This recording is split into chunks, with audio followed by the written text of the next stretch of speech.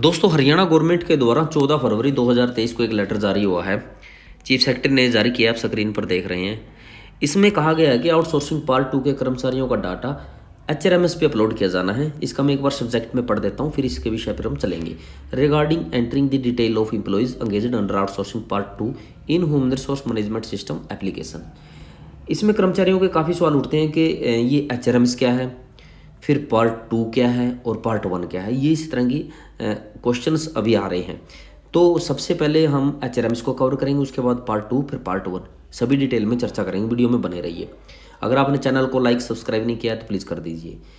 तो पहले करेंगे हम बात HRMS की। HRMS एक ऐसा ऑनलाइन सॉफ्टवेयर है, एक ऐसा प्लेटफॉर्म है जिसमें रेगुलर कर्मचारियों का डाटा सेव होता है और उसी HRMS पर सेव हुए डाटा के आधार पर ही कर्मचारी की सर्विस बुक बनती है। उसमें कर्मचारियों का लेखा जोखा होता है, उसमें कर्मचारी की सैलरी बनती है और उसी पे ही कर्मचारियों का जो छुट्टियों का संबंधित डाटा सेव होता है।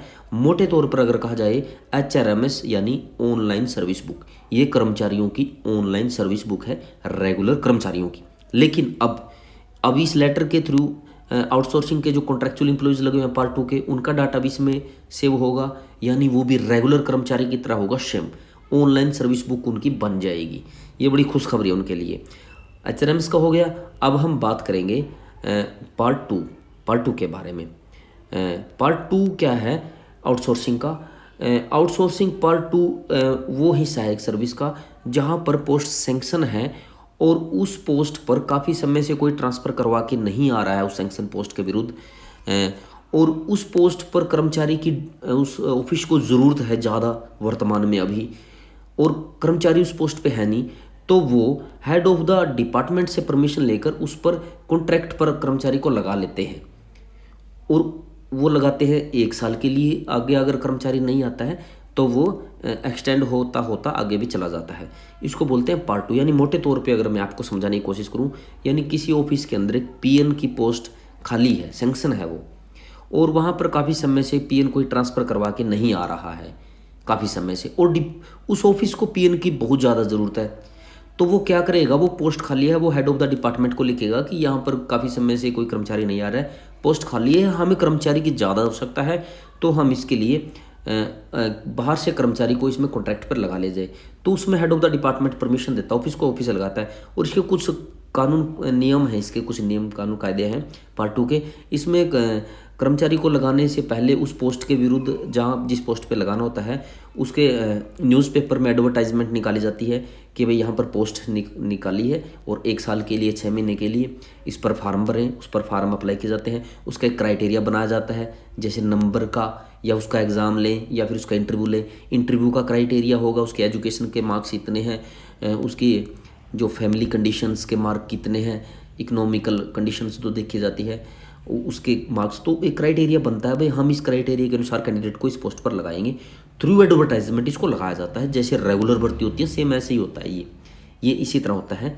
ये इसको पार्ट 2 बोलते हैं। इसमें कर्मचारी ज़्यादातर 99% चांस होते हैं कि इसमें कर्मचारी रेगुलर हो जाता है, आने वाले समय में रेगुलर हो जाता है, इसमें हटता नहीं है। एक बार लग जाता है तो कंटिन्यू बना रहता है, ठीक है। और ऐसा भी देखा गया कई बार, अगर होता ये है पार्ट 2 के अंदर, अगर उस पोस्ट पर लगने के बाद कर्मचारी आ जाता है 6 महीने बाद, तो उसको हटा दिया जाता है।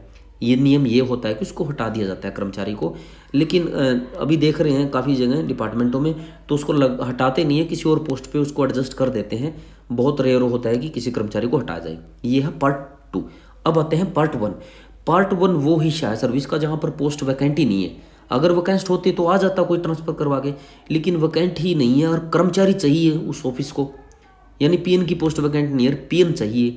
तो ऐसी स्थिति को पार्ट 1 बोलते हैं। ऐसी स्थिति में भी office head of the department से परमिशन लेगा, मांग भेजेगा हेड ऑफ द डिपार्टमेंट को, यहाँ के पोस्ट सैंक्शन नहीं है तो कर्मचारी नहीं आएगा, और हमें कर्मचारी की ज़रूरत है 6 महीने के लिए, 1 साल के लिए, तो हमें सैंक्शन दी जाए।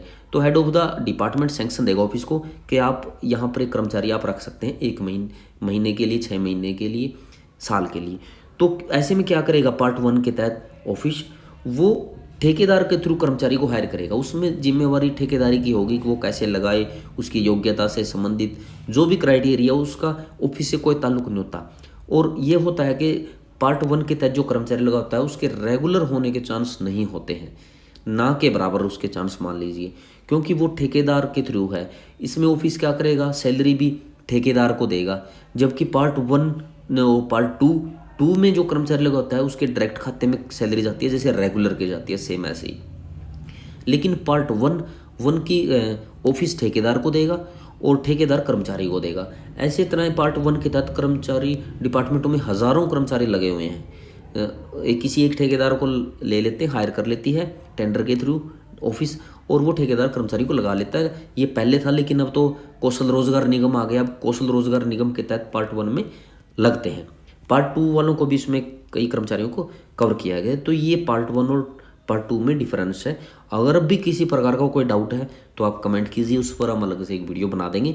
तो इसी तरह की इन्फॉर्मेशन के लिए चैनल को लाइक करें, सब्सक्राइब करें। अगली वीडियो में फिर मिलते हैं, तब तक के लिए दोस्तों गुड बाय।